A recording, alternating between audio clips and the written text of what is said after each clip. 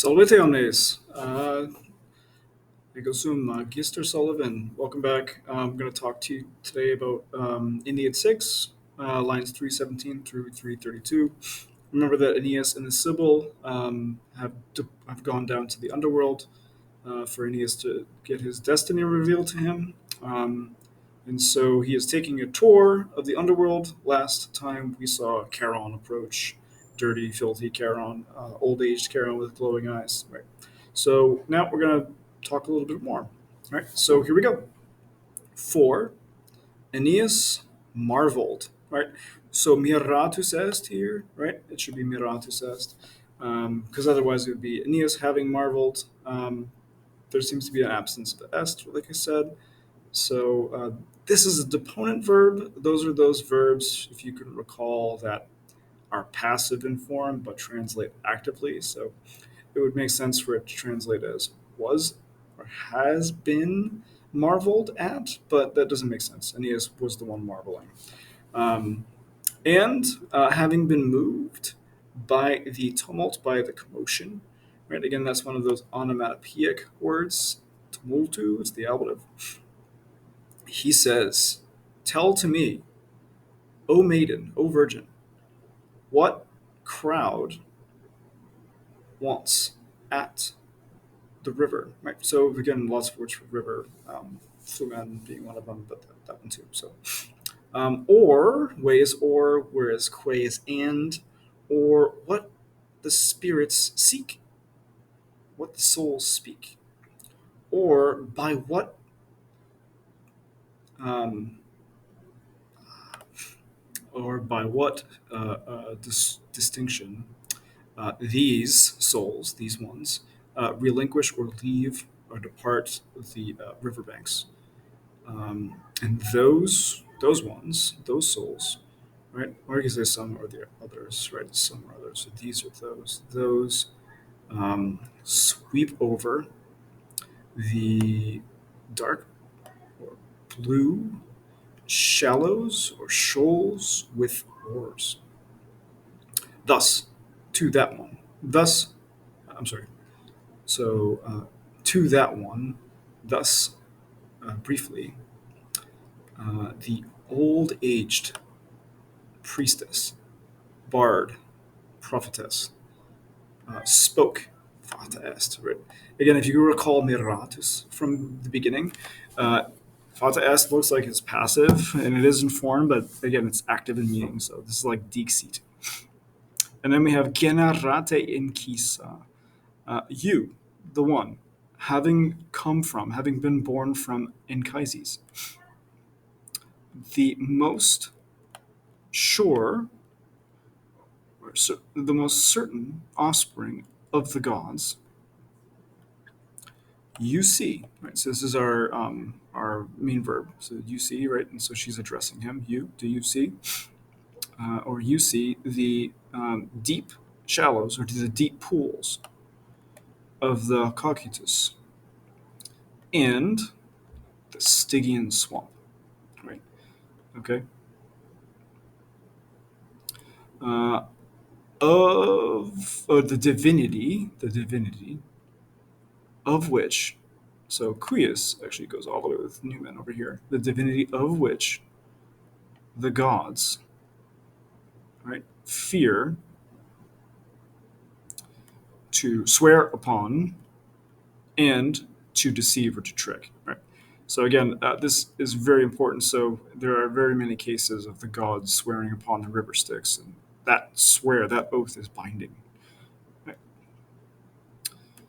So this should probably be inverted this order. So this should be this crowd, or this. I'm sorry, this entire crowd, which. So again, quam is a relative. It's going to go with turba over here, turba, right? Usually the antecedent, which is turba in this case, comes before, but not in poetry because all the rules change. So which you see. So this entire or this whole crowd, which you see, is lacking and unburied. That ferryman, Charon, and again, probably that is the carry, that is the ferryman Charon. So est is probably not there. Again, that's called ellipsis. So these, whom the waves bear or carry or transport, having been buried, it is not granted. So it is not given. It is not given. It is not granted for them to transportare. This infinitive is going to be governed by this. Is granted to those, again, those shades, um, to transport, to carry across these shuddering, these horrendous riverbanks, and the raucous streams, the raucous flowing, right, of the water, probably the noisy, resounding, right, until their bones are quiet or are at rest in their seats. Right. This could also be sedibus, could also be tombs, their resting places. Right. So for 100 years they wander. Right. That's quite a long time. And this is I'm sorry. This is accusative of duration of time for 100 years, and they fly around these shores. Then, finally, having been received or having been admitted, they revisit these pools having been desired. Right.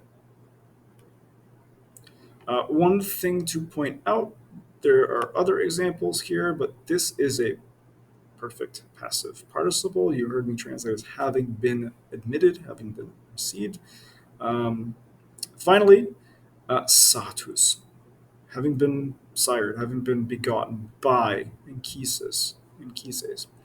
He, Aeneas, stood still, stopped, and pressed his footprints, his tracks, thinking much, right?